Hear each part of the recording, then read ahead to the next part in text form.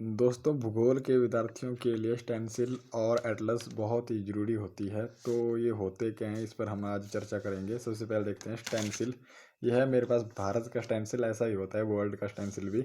इसको उपयोग कैसे करते हैं, ये एक हार्ड जैसा प्लास्टिक का बना होता है और इस आपको परीक्षा केंद्र में भी कैरी करने की अनुमति होती है। इसको आप किसी पेज पे रखेंगे इस तरह से और ऊपर से आप पेन चलाएंगे इस तरह से। इस तरह से मैं चला रहा हूँ।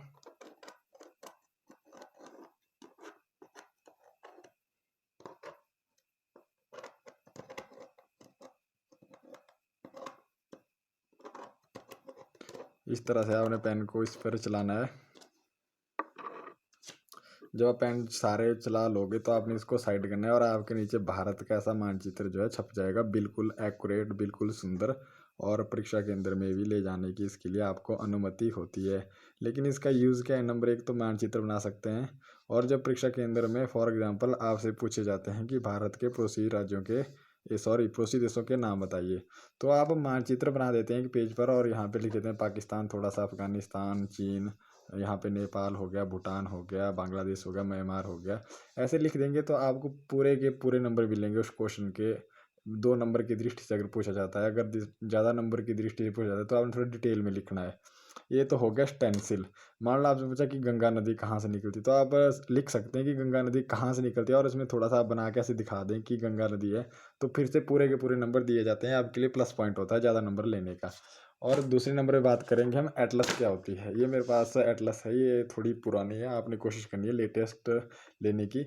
एटलस मीन्स मानचित्र की एक बुक जिसमें बहुत सारे मानचित्र जो है अलग अलग प्रकार के, जो हम आमतौर पे मानचित्र देखते हैं होते हैं हमारे पॉलिटिकल मानचित्र।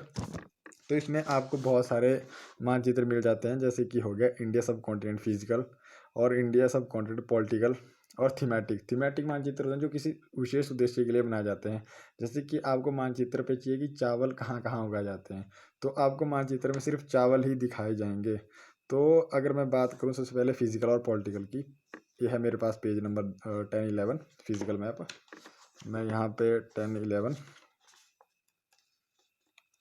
मेरे पास 10-11 है, ये पूरे पेज पे दिया है।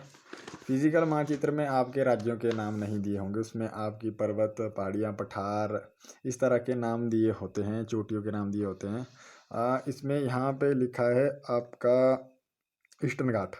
पेपर में मैप की दृष्टि से ईस्टर्न घाट कहाँ है, आप मानचित्र में यहाँ पे मेरे पास जो मैंने ड्रॉ किया था, आप सिंपल कुछ इस तरह से कर सकते हैं। इसको बोल देंगे ईस्टर्न घाट और इसको western Ghat.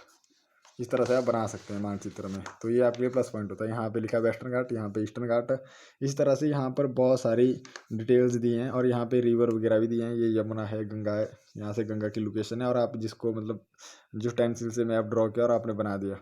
The great Indian desert, जो कि हमारा रेगिस्तान है। इसको आप हिंदी में भी ले सकते हैं, जरूरी नहीं कि आपके इंग्लिश में है, हिंदी में भी ले सकते हैं। तो इसमें क्या होगा कि ईस्टर्न घाट की जगह पूर्वी घाट लिखा होगा, बस दैट्स ऑल।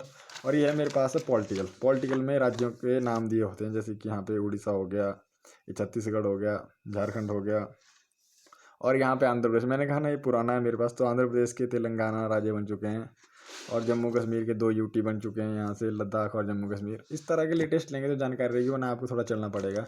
और थीमेटिक मैप जो है विशेष उद्देश्य के लिए, इससे आपके डाउट क्लियर होते हैं और आपको ज्योग्राफी पढ़ने में आसानी होती है। और कौन से राज्य में क्या चीज़ हो रही है वो थोड़ा सा आप आइडिया ले सकते हैं। यहाँ पे लिखा है फूड क्रॉप्स, ठीक है, वहाँ पे खाद्य पदार्थ लिखा होगा या खाद्य फसलें लिखा होगा, हिंदी में, ज़्यादा कुछ नहीं है। 40-41 पेज नंबर, हम 40-41 पे जाएंगे अभी। यहाँ पे हम 40 पे आ गए।